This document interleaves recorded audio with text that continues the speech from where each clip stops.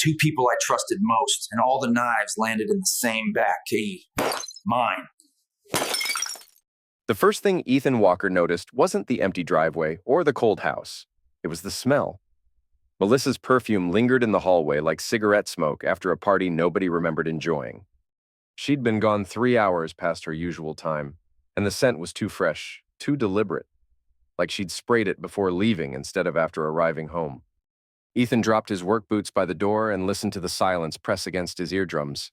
23 years of marriage had taught him the difference between alone and abandoned. This felt like the latter. His hands still reeked of machine oil and metal shavings from his 12-hour shift at Meridian Manufacturing. The factory floor had been brutal today, 3 equipment failures and Jimmy Rodriguez calling out sick again, leaving Ethan to cover both their stations.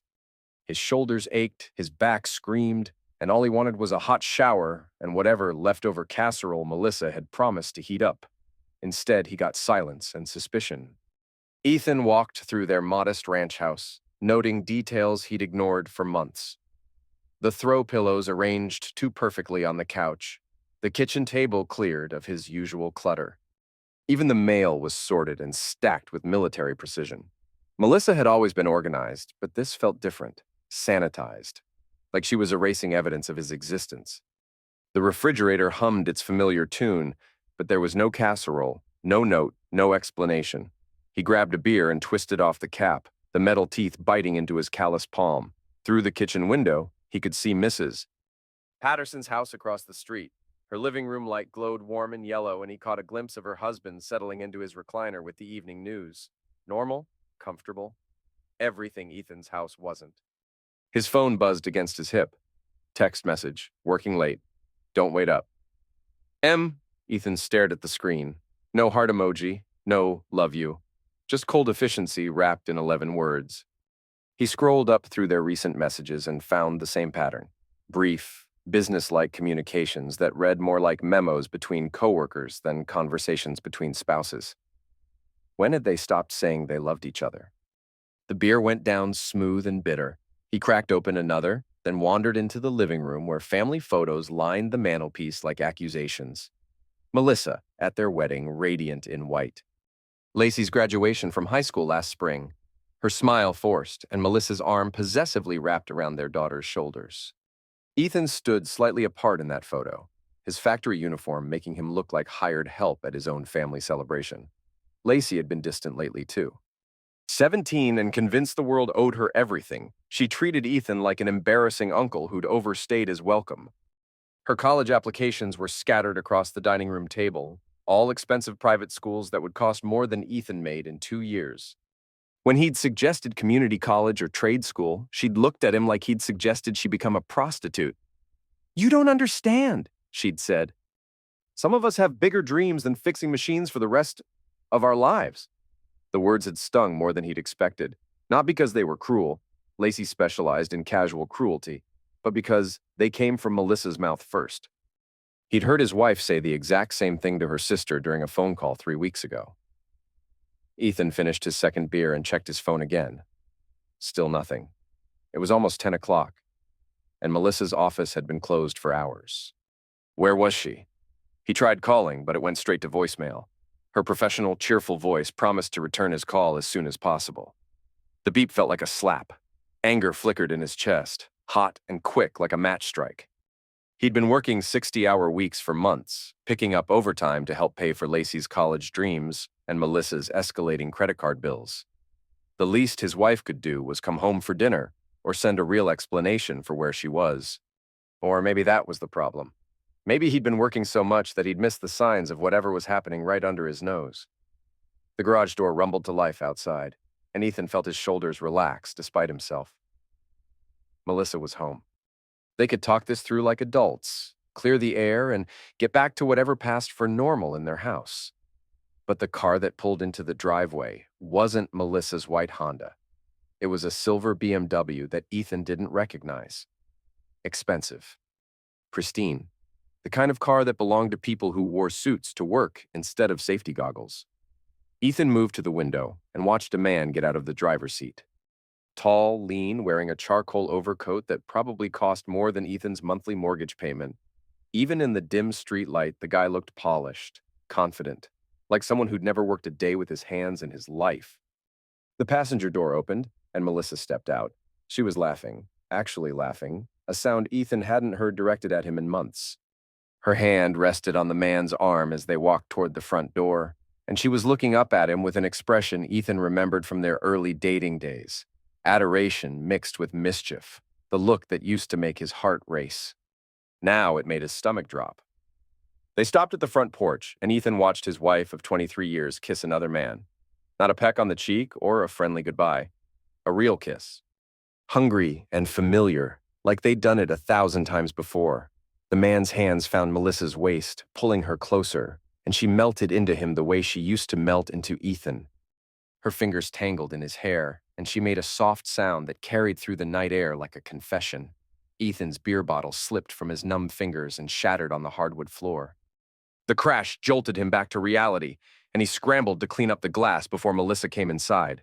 His hands shook as he picked up the larger pieces, and a shard sliced across his palm, drawing blood. Perfect. Now he'd have to explain the mess and the wound and pretend he hadn't just watched his marriage die on his own front porch. But Melissa didn't come inside. The BMW pulled away, taking her with it. Ethan stood in his empty house, bleeding into a dish towel, trying to process what he'd just witnessed. His wife was having an affair, not just an emotional connection or a workplace friendship that had crossed some lines. A full-blown, passionate affair with someone who could afford a car worth more than Ethan's annual salary. How long had this been going on? How many late nights and working weekends had been lies? How many times had Melissa kissed him goodbye in the morning, knowing she'd be kissing someone else that evening? And more importantly, what the heck was he supposed to do about it? The front door opened around midnight. Melissa slipped inside quietly, probably hoping he'd already gone to bed. Her heels clicked against the hardwood as she made her way toward the stairs, but she stopped when she saw Ethan sitting at the kitchen table with a fresh beer and a bandaged hand. "You're up late," she said, her voice carefully neutral. "So are you," Ethan replied. Melissa's purse hit the counter with a soft thud, and she began her nightly ritual of removing jewelry and checking her phone. Everything about her body language screamed guilt, but she was trying to play it off as normal exhaustion. "Long day at the office," she said without meeting his eyes. "Darren had us working on the Patterson Industries account until almost 11. You know how demanding those corporate clients can be?" "Darren, so the mystery man had a name." "Your boss?" Ethan asked. "Regional manager," Melissa corrected, finally looking at him. "He's been really supportive of my career development. Thinks I have potential for advancement." The words felt rehearsed, practiced, like she'd been perfecting this lie for weeks. "That's great," Ethan said, his voice flat. "Always nice to have a supportive boss." Melissa studied his face, searching for signs of suspicion. When she didn't find any, her shoulders relaxed slightly. "I'm exhausted," she announced. "I'm going to shower and go to bed."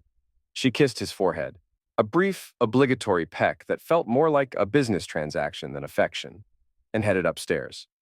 Ethan listened to the water run and tried to decide if he should confront her now or gather more evidence first. Evidence. The word made him feel like a detective in his own marriage, but maybe that's what it had come to. Maybe that's what happened when trust eroded so slowly that you didn't notice until the foundation was completely gone. His phone was on the table, and Ethan stared at it for a long moment before making a decision. He opened Melissa's laptop. She'd left it charging on the kitchen counter, and was surprised when it didn't ask for a password. Either she trusted him completely, or she'd grown careless. Given what he'd witnessed tonight, he suspected the latter. Her email was already open, and Ethan felt like a voyeur as he scrolled through her recent messages. Most were work-related, but scattered throughout were personal emails from someone named D.Reed at logitech-solutions.com. Darren. Ethan clicked on the most recent message, sent just 2 hours ago. "Can't wait to see you tomorrow. Same place, same time. I've been thinking about tonight all evening. You looked incredible in that dress." The dress. Ethan remembered now. Melissa had bought a new black dress last week, claiming she needed something professional for client meetings. She'd tried it on for him, spinning around the bedroom like a teenager getting ready for prom. He'd told her she looked beautiful, and she'd blushed and kissed him and made him feel like maybe they still had something worth fighting for. Now he knew the dress had been for Darren. Ethan scrolled back through the email chain, his heart sinking with each message. 6 months of correspondence that started professional and gradually became personal, then intimate, then explicit. Lunch meetings that turned into dinner dates. Weekend conferences that were really romantic getaways. Lies stacked on top of lies until they formed a tower tall enough to crush everything Ethan thought he knew about his life. The most recent messages were the worst. Plans for Darren to divorce his wife and for Melissa to leave Ethan. Talk of a new apartment across town where they could start fresh without the complications of their current lives. Discussions about how to minimize the financial impact of divorce and how to explain the situation to Lacey. Lacey already knew. That much was clear from an email where Melissa mentioned their daughter being surprisingly supportive of the relationship and understanding that mom deserves to be happy. Ethan's hands trembled as he closed the laptop. The betrayal was complete.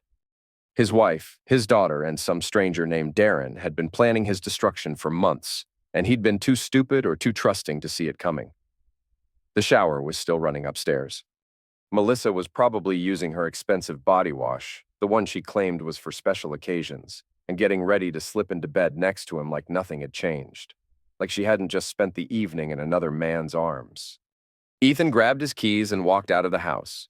He drove aimlessly through the empty streets of Millbrook, Ohio, past the shuttered storefronts and abandoned buildings that marked his town's slow decline. The Meridian manufacturing plant loomed in the distance, its smokestacks dark against the cloudy sky. Even the factory looked tired, beaten down by years of budget cuts and layoffs. Everything in Ethan's life felt the same way, worn out, used up, discarded by people who'd found something better. He ended up at Murphy's Tavern, a blue-collar dive that catered to factory workers, truckers, and anyone else who needed cheap beer and no questions asked. The parking lot was nearly empty at 1 a.m, but the neon sign still buzzed and flickered in the window. Sam Mitchell was sitting at the far end of the bar, nursing a whiskey and staring at the muted television.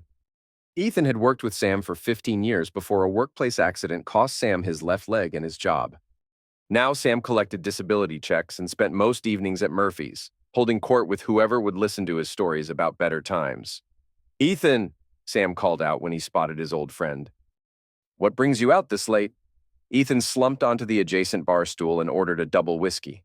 The bartender, a gray-haired woman named Donna who'd been serving drinks at Murphy's since the Reagan administration, poured without comment. "Wife troubles," Ethan said simply. Sam nodded knowingly. "Been there? Want to talk about it, or should we just drink until it stops hurting?" The whiskey burned going down, but it felt good. Clean. Honest in a way that nothing else in Ethan's life had been lately. "She's cheating," Ethan said. "Her boss. Been going on for months." "Crap," Sam muttered. "How'd you find out?" Ethan told him everything. The late nights, the text messages, the kiss on the front porch, the emails. Sam listened without interrupting, occasionally signaling Donna for another round. "So what are you going to do?" Sam asked when Ethan finished his story. "I don't know," Ethan admitted. "Part of me wants to confront her. Part of me wants to pretend I never saw anything. And part of me wants to find this Darren guy and beat the heck out of him." "None of those are particularly good options," Sam observed. "You got a better idea?"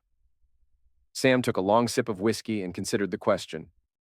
"My ex-wife cheated on me with my brother. You know what I did? I went over to their house and made a scene. Screamed and yelled and threatened to end them both. Know what that got me? A restraining order, a night in jail, and a divorce settlement that left me with nothing but my disability checks. So I should just take it? Let them walk all over me?" "I didn't say that," Sam replied. "I said making a scene was stupid. But giving up is even stupider. If you're going to fight, fight smart. Hit them where it hurts, not where it feels good." Ethan stared at his reflection in the mirror behind the bar. He looked older than his 42 years, worn down by decades of factory work and financial stress. Gray threaded through his dark hair, and lines creased the corners of his eyes. When had he started looking like his father? "You know what pisses me off the most?" Ethan said. "It's not just the cheating, it's the planning, the coordination. Like I'm some obstacle they need to work around instead of a person who deserves basic respect." "That's because they don't see you as a person anymore," Sam said. "You're a paycheck, a convenience. Something to be managed until they can trade up to something better." The words stung because they rang true. Melissa had been treating him like a roommate for months, polite but distant, sharing space but not intimacy. And Lacey had been treating him like an embarrassment, something to be endured rather than loved. "So what's the smart play?" Ethan asked. Sam grinned, and for a moment, he looked like the cocky young man who used to outwork everyone on the factory floor. "The smart play is patience," he said. "Let them think they're winning while you gather intelligence. Document everything. Build a case. Then when you're ready to move, you hit them so hard they never see it coming." Ethan finished his whiskey and felt something cold and sharp settle in his chest. Not anger. Anger was hot and stupid and led to restraining orders. This was something else. Calculation. Purpose. "I'm going to need help," he said. "I know a lawyer," Sam replied. "Good one, too. Used to be military before she went to law school. Doesn't lose cases, and she's got a particular hatred for cheating spouses. Name's Amber Martinez." Ethan memorized the name. Tomorrow he would start building his case. Tonight, he would go home and pretend to sleep next to his lying wife while he planned her destruction. The drive home took 15 minutes, and Ethan used the time to practice looking surprised when Melissa eventually told him about Darren. He needed to be the grieving, shocked husband who never saw it coming, at least until he was ready to reveal what he actually knew. The house was dark when he pulled into the driveway. Melissa's Honda sat in its usual spot, and upstairs he could see the faint glow of her phone charger. She was probably texting Darren, making plans for tomorrow's secret rendezvous. Ethan slipped inside quietly and made his way upstairs. Melissa was already asleep, or pretending to be, curled on her side with her back to his side of the bed. The new black dress hung in the closet like evidence, and her phone rested on the nightstand within easy reach. He changed into pajamas and slid into bed beside the woman who'd promised to love him forever. She stirred slightly, but didn't wake up, and Ethan lay there listening to her breathe while he stared at the ceiling and planned his revenge. Tomorrow would be the start of a new phase. No more trusting husband, no more convenient paycheck, no more easy target. Tomorrow, Ethan Walker would start fighting back. The morning came too soon, announced by the harsh buzz of Ethan's alarm at 5:30. Melissa groaned and pulled a pillow over her head, but Ethan was already awake. He'd been awake for hours, actually, running scenarios and strategies through his mind like a general preparing for war. "Too early," Melissa mumbled from beneath her pillow fortress. "The factory doesn't care what time it is," Ethan replied, playing his part. The reliable husband, the predictable worker, the man who could be counted on to show up and shut up. He showered, dressed, and grabbed coffee and a granola bar for breakfast.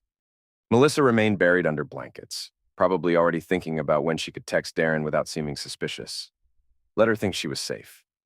Let her think he was still the same trusting fool who'd never questioned her late nights or new wardrobe. The drive to Meridian Manufacturing took 20 minutes through neighborhoods that looked like they'd given up on prosperity sometime in the 1980s. Boarded windows, overgrown lots, and chain-link fences topped with razor wire. This was what remained of the American dream after the factories started closing and the good jobs moved overseas. But Meridian was still operating, still employing 300 people who needed steady paychecks and health insurance. The company made industrial components for automotive suppliers. Not glamorous work, but necessary. Honest. The kind of job that used to be enough to support a family and buy a house and send kids to college. Now, it barely covered the mortgage and credit card bills. Ethan punched his time card at exactly 6 o'clock and made his way to Station 7, where sheets of steel waited to be cut, shaped, and welded into transmission housings. The work was repetitive, but required skill. Angles had to be precise, welds had to be perfect, and quality control checked every piece before it moved down the line. He'd been doing this job for 18 years, ever since Lacey was born, and he'd needed steady income instead of the construction work that paid better but disappeared during winter months. 18 years of showing up on time, working overtime when asked, and watching younger guys get promoted while he stayed put. Maybe Lacey was right.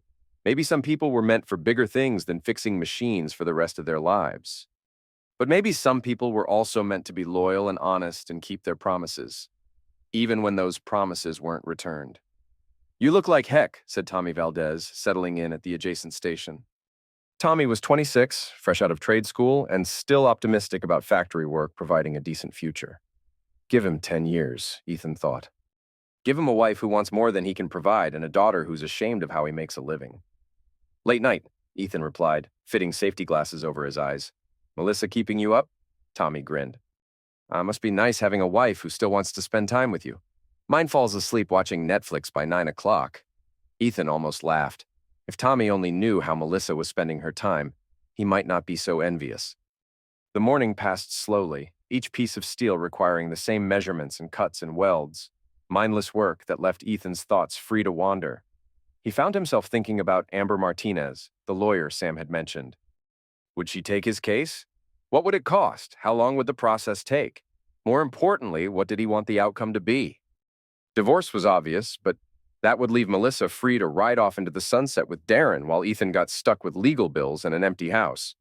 That didn't feel like justice. That felt like losing gracefully while pretending it was a moral victory. No, Ethan wanted more than divorce. He wanted consequences. He wanted Melissa and Darren to understand that actions had prices, and he wanted to be the one who presented the bill. The lunch whistle blew at noon, and Ethan used the break to call the number Sam had given him. Amber Martinez answered on the second ring. Martinez Law Office.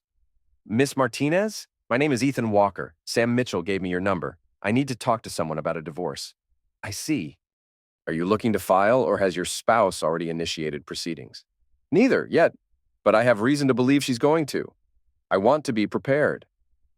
Smart thinking, Amber said. How much do you know about Ohio divorce law? Nothing. Then we need to talk. Can you come in this afternoon? I have an opening at 3 o'clock. Ethan checked his watch. He could leave work early, claim a dentist appointment or family emergency. After 18 years of perfect attendance, he'd earned some flexibility. I'll be there, he said. Amber Martinez's office was located in a converted Victorian house 15 minutes from the factory. The neighborhood was struggling but fighting. Small businesses, art galleries, and coffee shops trying to breathe life back into a district that had seen better days. The kind of place where people still believed in second chances. Amber herself was younger than Ethan had expected, probably late 30s, with short auburn hair and intelligent green eyes. She wore a navy suit that suggested competence without ostentation, and her handshake was firm enough to reassure him without feeling like a challenge. Coffee? She offered, gesturing toward a chair across from her desk. Please. The office was professional but warm, law books and case files mixed with family photos and military commendations. Ethan noticed a purple heart in a shadow box behind her desk. Iraq, Amber explained, catching his glance. 2 tours. Learned a lot about strategy and patience, both useful in family law. Ethan told her everything, starting with the previous night's discoveries and working backward through months of suspicious behavior. Amber took notes without judgment, occasionally asking clarifying questions, but mostly just listening. Have you confronted your wife about any of this? She asked when he finished. No, I wanted to understand my options first. Good instincts. Confrontation leads to defensiveness, and defensiveness leads to asset hiding and false accusations. Better to gather evidence while they still think they're safe. Amber pulled out a legal pad and began sketching the outline of a strategy. Ohio is a no-fault divorce state, which means adultery won't affect the basic dissolution, but it can impact spousal support, asset division, and custody arrangements. If we can prove your wife has been using marital assets to fund her affair, we can argue for reimbursement. If we can prove she's been planning to leave you for another man, we can challenge her claims to future support. What about their jobs? Can I go after him professionally? Depends on company policy and the nature of their relationship. Many employers have fraternization rules, especially for supervisors and subordinates. If we can prove he's been giving your wife preferential treatment or using company resources for personal benefit, we might have grounds for complaints to human resources or even civil action. Ethan felt a grim smile tug at his lips. This was exactly what Sam had meant about fighting smart. How much will this cost? He asked. My retainer is $5,000. After that, it's $300 an hour for my time. But Ethan, Amber leaned forward, her expression serious, I need to be clear about something. Revenge is expensive, emotionally and financially. Sometimes the smartest thing is to walk away with whatever you can get and start over somewhere else.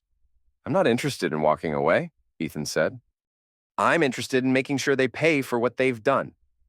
Amber studied his face for a long moment. then nodded. In that case, we need to move carefully. No confrontations, no angry phone calls, no dramatic scenes. You go home, act normal, and let them think they're winning while we build our case. Can you do that? I can do that. Amber handed him a business card and a list of tasks. Photograph important documents, monitor joint accounts, document suspicious behavior, and avoid doing anything that could be construed as threatening or unstable. One more thing, she said as Ethan stood to leave. You mentioned your daughter knows about the affair. That's going to complicate custody arrangements. Are you prepared for the possibility that she might choose to live with her mother? The question hit harder than Ethan had expected. Lacey had been distant lately, but she was still his daughter. The idea of losing her to Melissa's lies felt almost worse than losing his wife. She's 17, he said finally, old enough to make her own choices, and old enough to be manipulated by adults who should know better, Amber replied. Just keep that in mind as we move forward. The drive back to the factory gave Ethan time to process what he'd learned.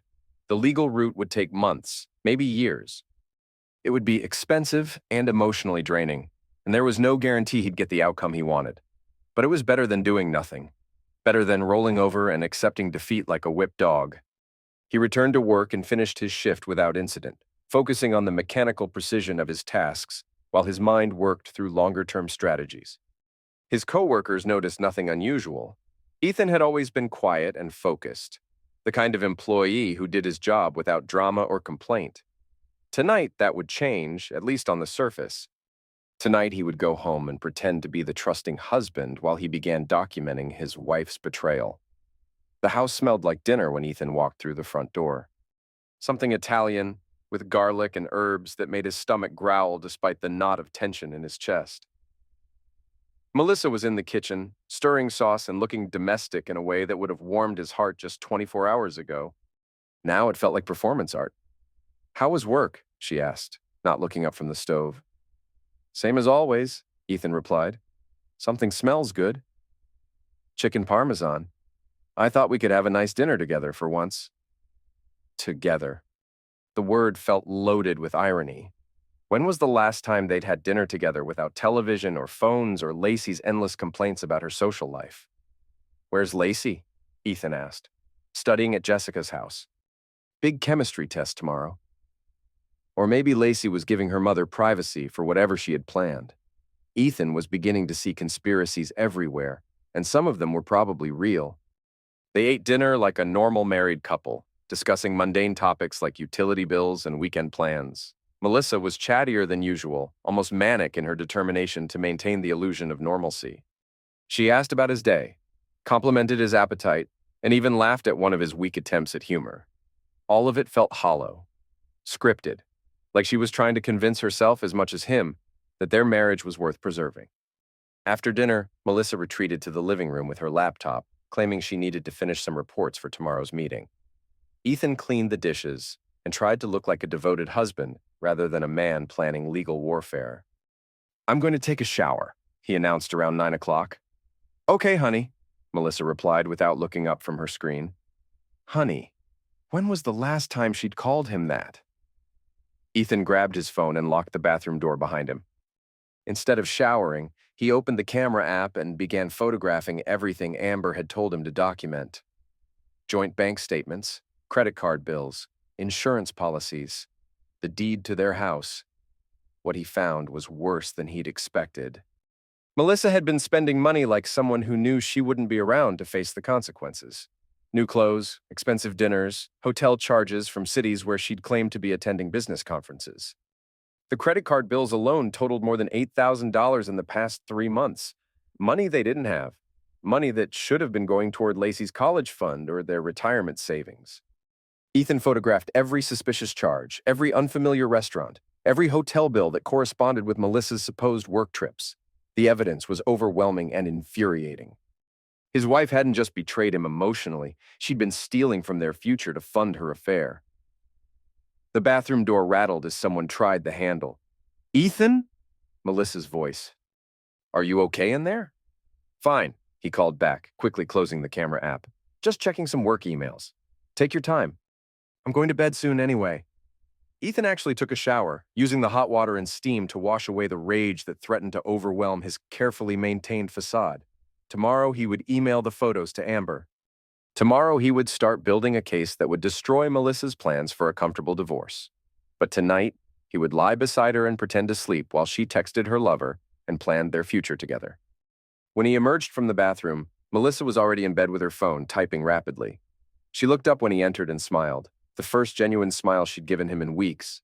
"Good shower?" she asked. "Yeah." "Needed it." Ethan climbed into bed and settled on his side, facing away from her. Behind him, he could hear the soft tap-tap-tap of her fingers on the phone screen. Probably telling Darren about the nice dinner she'd made for her unsuspecting husband. Probably laughing about how easy it was to fool the dumb factory worker. Let her laugh. Let her think she was winning. In 6 months, she'd learned the difference between winning and surviving.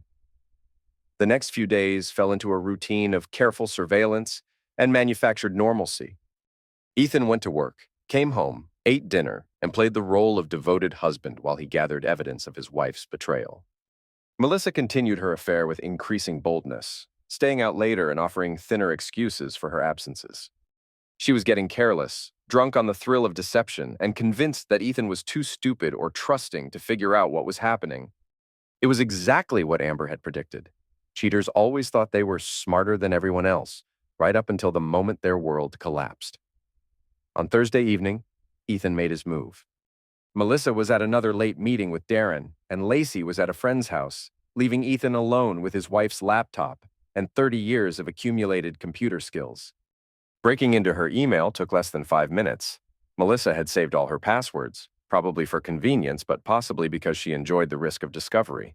What Ethan found exceeded his worst expectations. The affair had been going on for 8 months, not 6. Darren was married with 2 teenage children, but he'd been promising to leave his wife for Melissa since March. They'd taken weekend trips to Columbus, Cleveland, and Chicago, charging everything to credit cards that Ethan would be responsible for paying off. Worse yet, they'd been planning his financial destruction with cold precision. Darren knew about divorce law, asset protection, and hiding income. He'd been advising Melissa on how to position herself for maximum spousal support while minimizing Ethan's claims to their joint property. The most damaging email was dated just 3 days ago. "The key is making him look unstable," Darren had written. "If we can document erratic behavior, anger issues, or financial irresponsibility, the court will be more sympathetic to your position. You're the victim of an unhappy marriage with an unreliable provider. I'm the supportive colleague who helped you realize you deserve better." Melissa's response was even worse. "He's been drinking more lately. Coming home late, acting suspicious. I think he might be having his own affair, which would be perfect for our case. Elle is already on board with the narrative. She's tired of his negativity and controlling behavior. This could work out better than we hoped." Lacey was on board. His own daughter was actively participating in a campaign to destroy his reputation and steal his assets. The betrayal was so complete, so breathtakingly cruel, that Ethan had to stop reading and step outside for air. The October night was cold and clear, with stars visible despite the glow from the factory's security lights. Ethan sat on his front porch and tried to process the magnitude of what he'd discovered. This wasn't just an affair, it was a conspiracy. A coordinated attack on everything he'd worked for, everything he'd thought was real. But it was also evidence. Legal, documented, time-stamped evidence that would destroy any sympathy a court might have for Melissa's position. Adultery, asset dissipation, parental alienation, and fraud. Amber would have a field day with this material. Ethan pulled out his phone and started forwarding screenshots to his lawyer's secure email address. Every message, every plan, every cruel joke at his expense. Let them think they were smart. Let them think they had him figured out. Tomorrow he would show them how wrong they were. Friday morning brought the first snow of the season.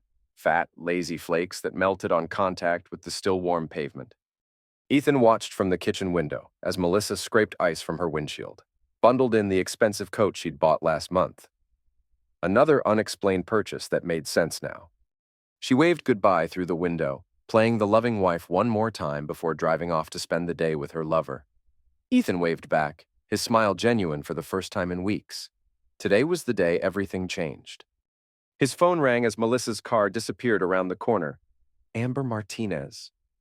It's Ethan. I sent you those emails last night. Did you get a chance to review them? I did. Amber's voice was tight with controlled anger. Ethan, this is some of the most damning evidence I've seen in 15 years of practice. They've documented their entire conspiracy in writing. So we can use it. We can destroy them with it. But I need you to listen carefully. No more investigating on your own. From now on, everything goes through me. These people are planning to paint you as unstable, which means any aggressive behavior on your part plays into their hands. Ethan felt his jaw clench. So I just keep pretending everything's fine while they rob me blind? For now, yes. But not for much longer. I'm filing for emergency preservation of assets this afternoon. Melissa won't be able to access your joint accounts or make any major purchases without court approval. I'm also requesting a forensic accounting of all marital funds spent in the past year. What about Darren? That's where things get interesting. I did some research on Logitech solutions. They have a strict anti-fraternization policy, especially for managers and subordinates. If we can prove he's been using company resources to facilitate his affair, we can file complaints with both HR and the State Labor Board. Ethan felt something cold and sharp settle in his chest. Not anger. Anger was hot and stupid. This was calculation. Purpose. How long before we move? Monday morning.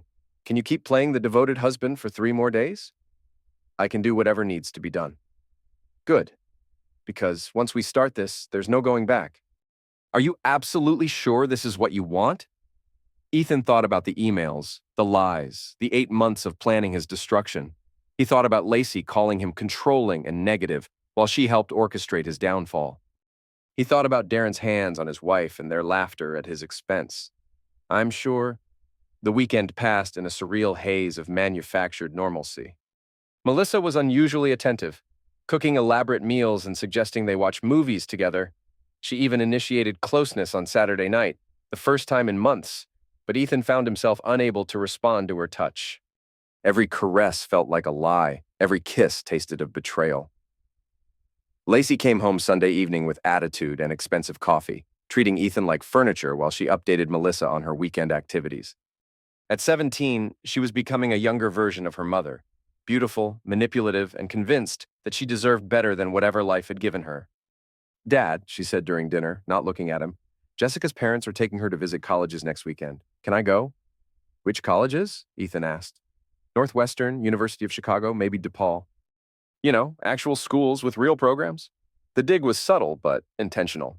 Ethan had suggested she consider Ohio State or Miami University, excellent schools that wouldn't require massive student loans. But those weren't good enough for Melissa's daughter. How much will it cost? Ethan asked. Lacey rolled her eyes. God, Dad, do you have to turn everything into money? This is my future we're talking about. Your future that I'll be paying for, Ethan replied quietly. Maybe not, Lacey muttered under her breath. The words hit like a physical blow. His daughter wasn't just participating in Melissa's conspiracy, she was looking forward to his financial destruction. In her mind, he was already gone, already irrelevant to whatever life she and her mother were planning. Melissa shot Lacey a warning look, but the damage was done. For just a moment, the mask had slipped, and Ethan had seen what his family really thought of him. The trip sounds educational, Melissa said quickly. I think we can manage the expense. We, as if she had any intention of still being married to him by the time the bills came due. Monday morning arrived with brutal clarity. Ethan kissed Melissa goodbye like always, told Lacey to have a good day at school, and drove to work with legal documents hidden in his glove compartment. At exactly 10 o'clock, while Melissa was presumably in her Monday staff meeting, Amber would walk into the courthouse and file papers that would freeze their joint accounts and request an emergency hearing. The first shot in a war Melissa didn't know had started. Ethan's phone rang at 10:47 a.m. What the heck did you do? Melissa's voice was shaking with rage and panic. I don't know what you mean, Ethan replied, keeping his voice calm and confused. The bank called me. They said our accounts are frozen. Something about a court order and asset preservation. Did you know about this? Frozen? That doesn't make sense. Maybe there's been some kind of mistake? This isn't a mistake, Ethan. Someone filed legal papers against me. Against us. Who would do something like this? Ethan let the silence stretch for a few seconds, building tension. Maybe someone who knows about you and Darren, he said finally. The line went dead. 30 seconds later, his phone rang again. This time it was Lacey. "Dad, what the heck is wrong with you?" she screamed before he could even say hello. "Mom is crying at work, and everyone's staring at her, and you've ruined everything." "Have I?" Ethan asked. "Or did I just stop letting people walk all over me?" "You're sick. You're a sick, controlling freak who can't stand to see anyone happy. I hate you. Do you understand that? I hate you, and I never want to see you again." She hung up without waiting for a response. Ethan stared at his phone and felt something inside him break. Not his heart. That had been breaking slowly for months. This was different. This was the last thread of sentiment, the final connection to the man who tried to hold his family together through love and sacrifice and willful blindness. That man was gone now. What remained was colder, harder, and infinitely more dangerous. His phone buzzed with a text from Amber. "Hearing scheduled for Thursday at 2 p.m. Melissa's attorney is scrambling. They weren't prepared for aggressive action. Stay calm and let me handle everything." Ethan smiled for the first time in days. The war had begun, and he was already winning. Tuesday brought unexpected reinforcements. Sam Mitchell called during Ethan's lunch break with news that changed everything. "Remember that friend of mine who works at Logitech?" Sam said. "He's been asking around about your wife's boss. Turns out Darren Reed has quite a reputation." "What kind of reputation?" "The kind that involves multiple harassment complaints and settlements with former employees. Apparently, he's been using his position to coerce women into relationships for years. The company's been covering it up to avoid bad publicity." Ethan felt his pulse quicken. "How solid is this information?" "Solid enough. My friend knows 2 women who took payouts rather than go public. He thinks there might be others." "Would they be willing to testify?" "Maybe if they thought it would finally bring him down. These women have been carrying this secret for years, waiting for someone with enough evidence to make a case stick." Ethan called Amber immediately and relayed what Sam had learned. The lawyer's excitement was palpable. "This changes everything," she said. "If we can prove a pattern of harassment and abuse of power, we can argue that your wife was a victim rather than a willing participant. That doesn't excuse her behavior, but it gives us leverage to negotiate a settlement that protects your assets." "I don't want to protect her," Ethan said. "I want justice. Sometimes those are the same thing. Let me make some calls." Wednesday night, Ethan came home to find Melissa packing suitcases in their bedroom. She looked up when he entered, her face streaked with tears and makeup. "I'm leaving," she announced. "Where are you going?" "Darren's place. We can't keep pretending this marriage is salvageable." Ethan sat on the edge of the bed and watched his wife fold clothes with shaking hands. She looked smaller somehow, diminished by the weight of her deceptions. "How long have you been planning this?" he asked.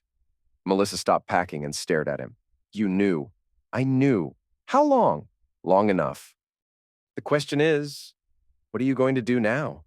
Melissa sank into the chair by their bedroom window, suddenly looking older than her 39 years. "I didn't mean for it to happen," she said quietly. "Darren and we just connected. He understands my ambitions, my potential. He makes me feel like I could be something more than a factory worker's wife." "And what's wrong with being a factory worker's wife?"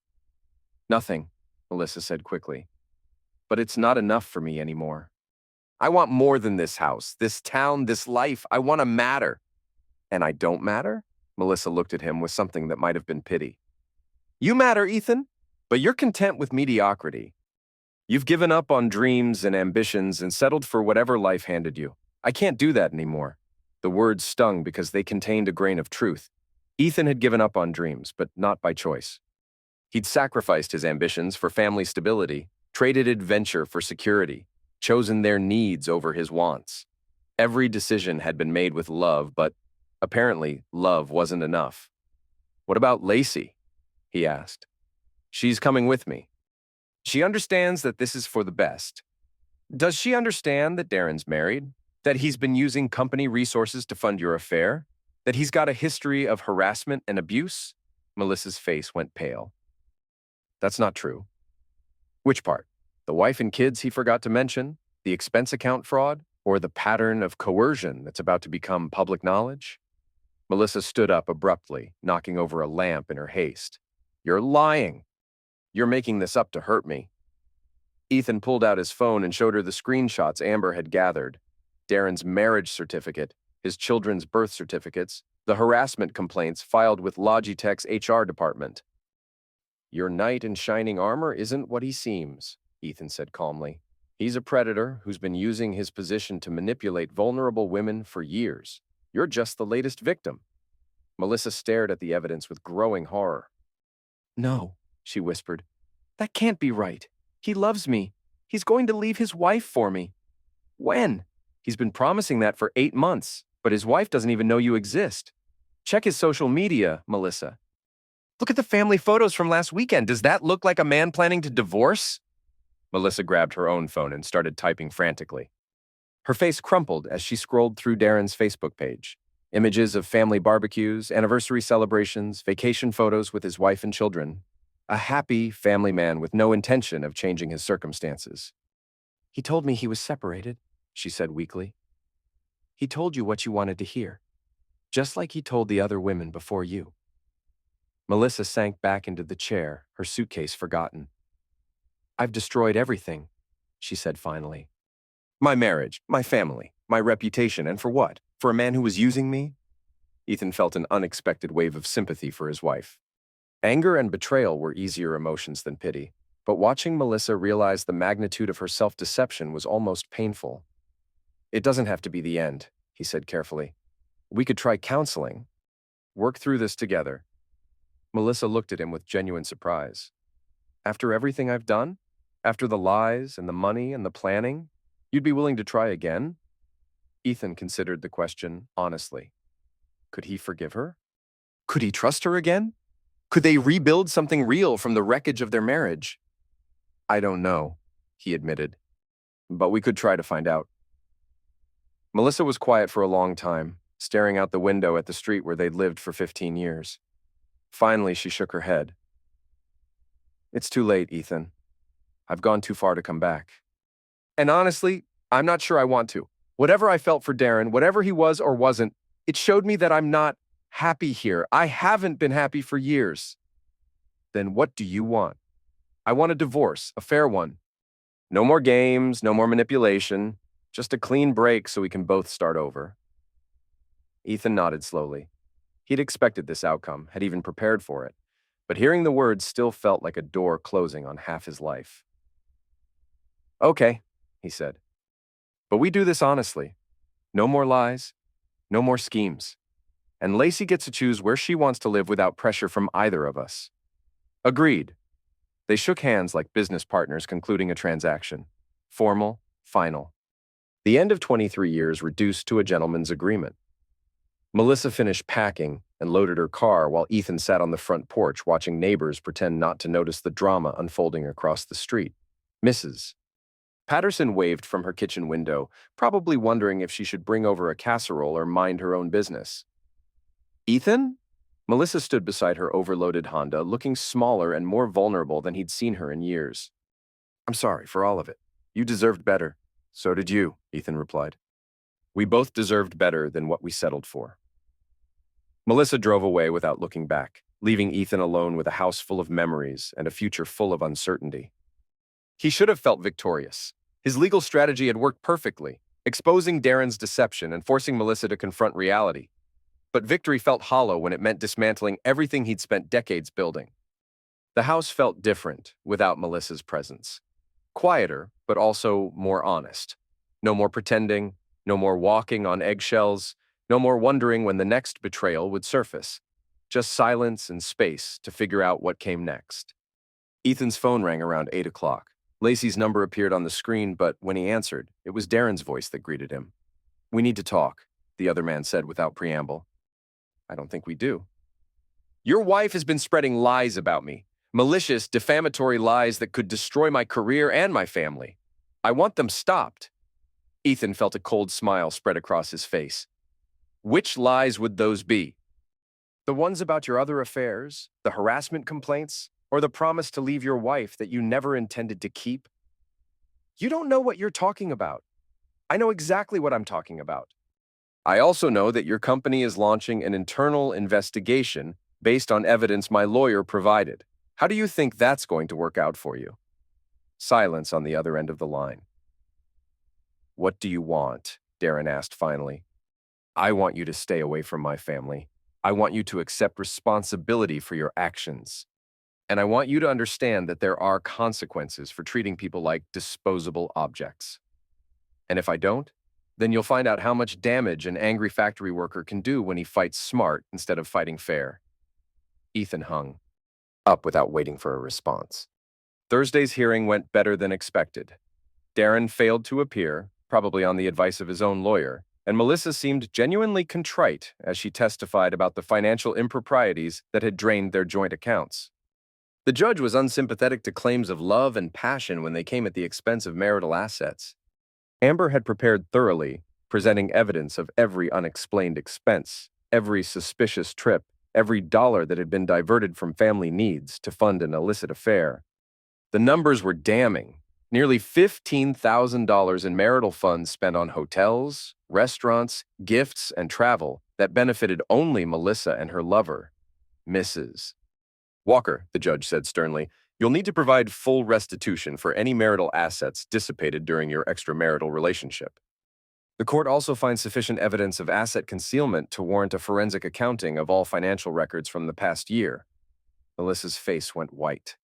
Full restitution would require her to liquidate her retirement account and possibly take out loans to repay money she'd already spent.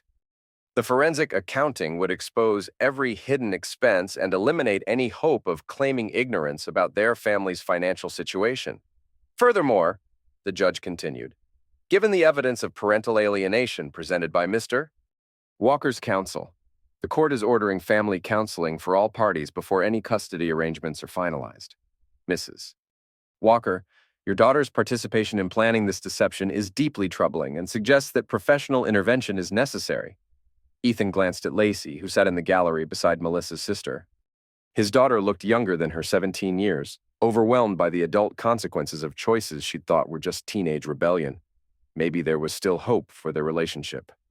Maybe counseling would help her understand the difference between supporting her mother and actively participating in deception. Outside the courthouse, Amber was practically glowing with satisfaction. That couldn't have gone better, she said. The judge was clearly outraged by their behavior. Melissa's attorney looked like he wanted to disappear. What happens next? We negotiate from a position of strength. Melissa needs money to pay restitution, which means she'll have to be reasonable about asset division. Darren's problems are just beginning. His company called this morning to schedule a meeting about his employment status. Ethan felt a grim satisfaction. Not happiness exactly, but a sense that justice was finally being served. And Lacey? Family counseling will help. She's been manipulated by adults who should have protected her from this situation. With time and professional guidance, you might be able to rebuild your relationship.